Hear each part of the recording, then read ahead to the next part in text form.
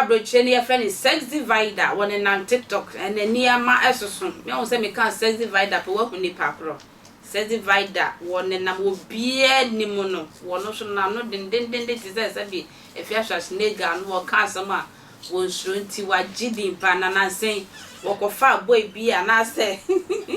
o ko fa kanch me bi ma kanch me si e ka broken heart mu diploma pa wo de ma no adwin hu sika nyina eja ye Sɛxy Vida esi ho e ma ne ko na che se asem no ayede na mitimi ho se Sɛxy Vida opese wono so ne to no ma ebi to oba bi na one eye ma bi edi nkomo ai ewo ntinten so meboa o meye o se na mai no wo yire ne ma ewo Ghana ha na lady chechen nsem ma wo ye obisa ne kruza na lady a woni ne edi nkomo ye Sɛxy Vida wa brochi woni se wo yire ne ma de na be ma ne se ai na me emwa opese oboa minti na mama ba fam sa ma no enkohwe ma na Sɛxy Vida wo gibre yi efi eye sister yi ensem sister ne se wo hwe ne ekona na no ya ye de na che se wo so dwane ekọ eye Ante na aso ye lokobo na mane e wo ko na Ante na edi na asema ma ye kwa Ante na ho enkofa Sɛxy Vida ho nsem apie wo mrasia sister na obeye na adwuma na efe ne Sɛxy Vida na obejom obeye na adwuma no ose opese oboa no na odi ne tu kwan na mso we de se ya sempa nti sorry o friend no go 3 hours oni betima gina fon so sa 3 hours uko bisa na osi o opese oboa ne nti na oyesa no na your wedding picture na da ni status oyiye no di sister ne to ho oyiye no di sister ne to ho ode ne to ho cheye me bra kra wo akwantu o frame bisa me na den na ukunu di oba afoforo aye ni status uko bisa na osi o opese oboa ne nti na ode na ato ti ya wo ho no sabe ka che me se Sɛxy Vida ne se ombra mbehwe na adwuma so okuma se hamma no na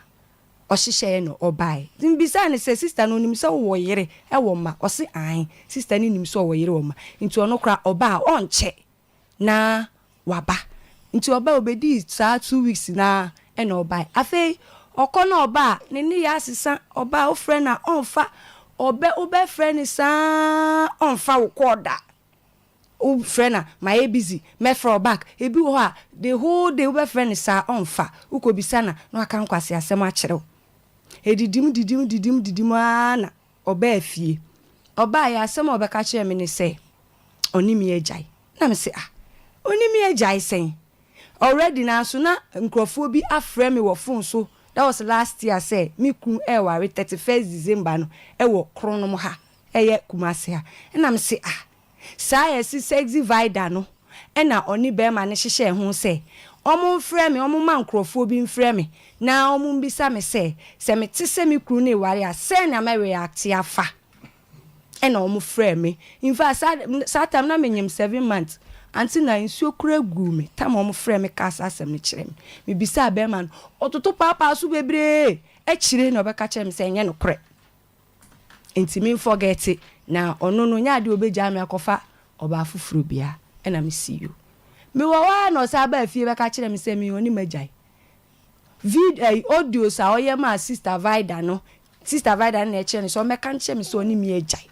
na be ma ne so ye bi koma ne se obeba be ka kyerɛ me so oni magyan no obeduru fie a ode phone ni be hye ni botom no wa frɛ na gina so na sister ni ntie se o ka kyerɛ me so oni me agyan na so oni obi wo ho ampan so oyesa ma sister ne record e de akoto social media ne so enti me wo ho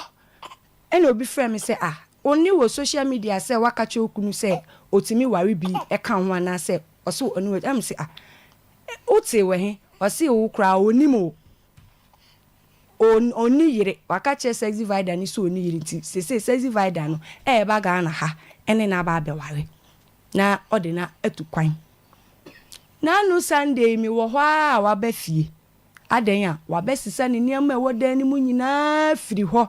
onko kama mi nti a ye ware wo court nti ye nhia wo court anti na be maiwa menene tina wa anya adwuma dawo mi hwe ni 8 years itu ankwala school fees me top pampers menene won kwala miensa enne be ma ne si wanya obi o be adwom ordinary kwa bruchiri ntim oba aha 3 months no nsi fie da me wo akolo da mesui anti na ohun nanim da ohun nanim aye da oba eso obesesa ne niam nyina afirifio wendi wana wampo ofio wama eskampo se oh ma besesa me niam anti je na fato aduane oba mani sika 100 cedis o mani 200 cedis ame de 120 be kwa kotua nkwala kanti na woche ye 120 na ka 80 cedis ubisa na osi miniska enso sana owo sika pa enso mana o mami bi antina be ma ni so oni mi agai enu ntinu okowale obi owo Belgium aye fe ni Sɛxy Vida odi me nyama me hu nsem akogu social media bebre uko social media ne so obi ehu se me ni me kunu entem asay videos eni nkasa be ma ne eka ni nyina ewo ho ni nyina ewo ho enti antina ba me de ne ba ha no so me de ne ba ese mu nka bi ma me because ade abema ne di yem aho kire odi me afo menyam ye minya 7 months aho kire abema di ma fam be ma imafie o mehwehwem ye mpom bi sai se ye ho mpoti sen bibia ye basa all because of Sɛxy Vida nti so oba fie na Sɛxy Vida ni buafu sa de nti na wa ba fie enti anu nti ena me de na ba ha se Grace bema no ne na tena fie se ni me pacho 9 years ni kwan be so na mfa so share ya moare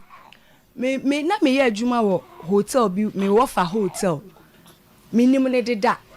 me ko SS ni na minim no enti me wie school na me ko ye adwuma wo me wo fa ho no ena me di hu ne mpra ne wokunu me wo ho na number bi e teste me say minim awuraba we and odi ni picture send him and I say ai oye mi kunu ye na adwuma and also wo de etena ho wo be hu a na one na ware de ne kọ a wonim ho hwe na me say aseme na kan because Sɛxy Vida ye so ware wo Belgium ho also wo boa wate be ma no one na jai nti se wotu na ni esi wukunu so nti wukunu na se one ne be ware eyemi na bebre odi pictures any videos ensemo omo aka wati ase ensemo omo aka be ma no e patch odi o su kire oba no se oba na ka che ni se ombran be jame ma oba ne so sa ka che se onyem nti twa kuro ne ne ho be patch on na ware to so engagement no na oka nti me bisa no me friend bisa ne se yes o ware o se nya no kre enye no kre me friend ne maame ebisa ne maame so no de ne nsem abu onim ho hwe not know insisa na maame no onim ho bi eye Sɛxy Vida ho se be sister ye o Sɛxy so me dia me shele ho ni Sɛxy sa me shele ho ni Sɛxy sa e kwi adwua e na mbe soma ho fedua makra